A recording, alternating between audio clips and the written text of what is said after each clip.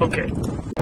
Okay, so right now, we're standing up on the wall, and you can see here, this is the gutter that we just came out of, and this was the gutter that the water gushed out of, and they had a separate from the gutter, and that was the source. You see it over there where the cage is. Now that's where the archaeologists now are digging to confirm that there was a source here of water, and it was a spring that was here, and the spring that was in here was the thing in which the people used for water source, and you had this, and then it came out toward the outlet was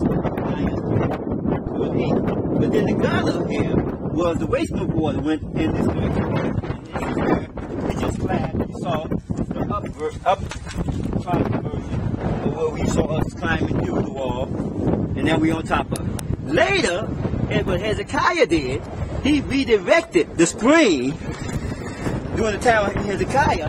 He redirected the spring here in the tunnel, and you see that tunnel there. He made a hole in the spring, and he created a tunnel. That water came from the Guyana spring down out of the gutter system, and he made us. And right now, the archaeologists, you can see, are digging, and they've confirmed that this system here went down into the lower city, down into a well there.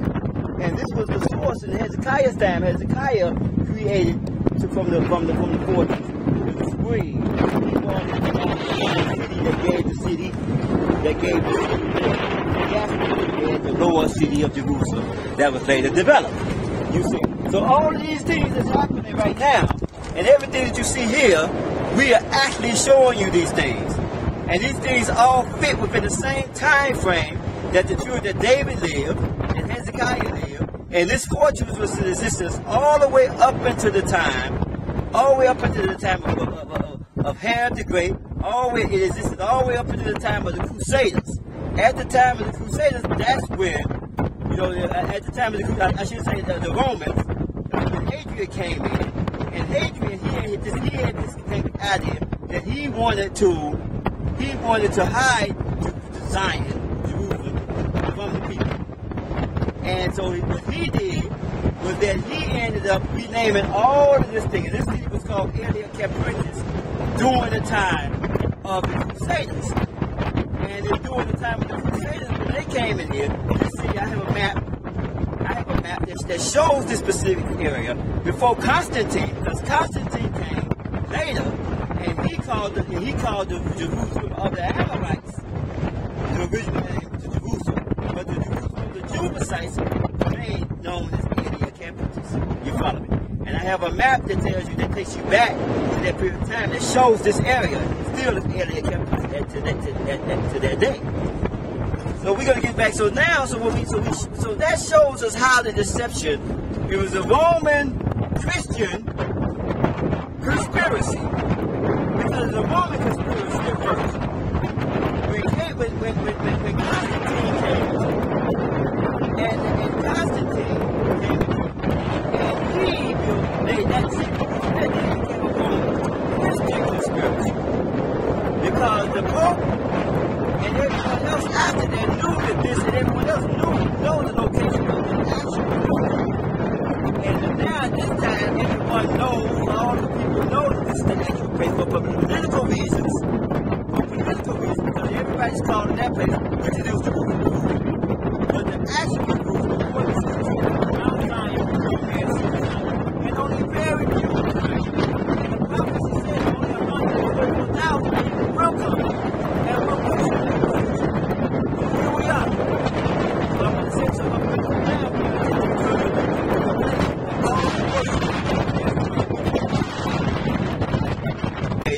See, now we're at the spot, at the place where all of this energy is focused around.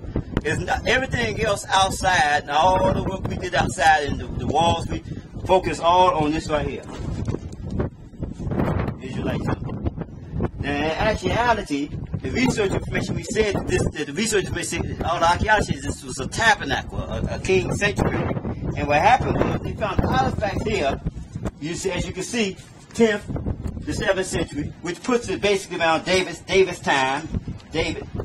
time, and then they have found artifacts all the way up to the Babylonian period, Greek period, and then down to the point of the Crusades. You know, so what's happening here is that you got, you know, so there's a line of information here that lets you know that there was people coming here, Holy of Holies, coming here to worship. People knew that this place existed here. And now, what's happening here? You had the ark. Let's give you an idea of what you're looking at here. So you had the ark right here, which sat in that spot right there, where they said Holy of Holies. And then you had the showbread table right here, which David here laid this stone here, and they would put bread up on top of this stone, to loaves of bread here, up on top of this. That one right there? Right. See, here they call this an altar. You find it, but this was a table. You see what I'm saying? Actually, this was when you look outside of of what was happening here, this where outside of this holy place was the altar, which was right here, which sat there.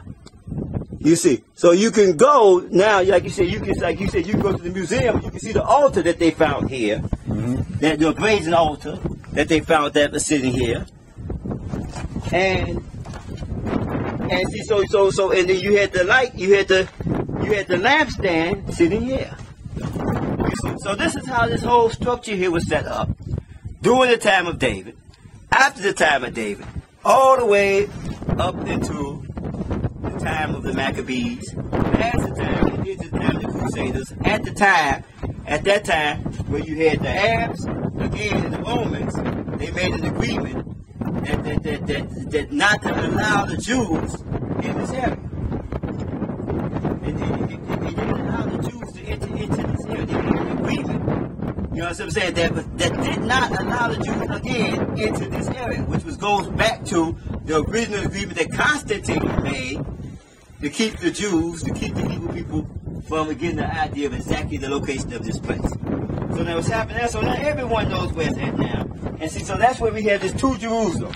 There are two Jerusalem. We have the Benjamite Jerusalem, and these are the scriptures that Joshua 18 and 26 that talks about Judges 1:21, and it talks about the Benjamite Jerusalem. And you know what I'm saying, which and then you had that Benjamin couldn't take, and that was in the land of the Jebusites, and you had the Judah Jerusalem, which was in the land of Melchizedek, that Judah did take, and he burned it, and that's at Joshua 15:8, and he possessed it. So these are the scriptures that tell you that there was two Jerusalem. One was taken and burned, and another wasn't taken, and the children of Benjamin inherited. And we're in the land of Benjamin right now. And see, so this was the one, what you're looking at here is a tabernacle of David and the temple of Solomon. So as I said before, are we saying it's a temple? No. This was the diagram of the temple, and this was the diagram of the tabernacle. So you can see this is the setup. This setup is like a tabernacle. So when you see here, when they say Israelite temple, you see the phrase here should be Israelite tabernacle. Now there's only one temple in the land, and there's only one tabernacle in the land. And this was the tabernacle of David. But the temple of Solomon, as we pointed out, is in that direction over there. And next time we do a videotape with you, we'll show you that.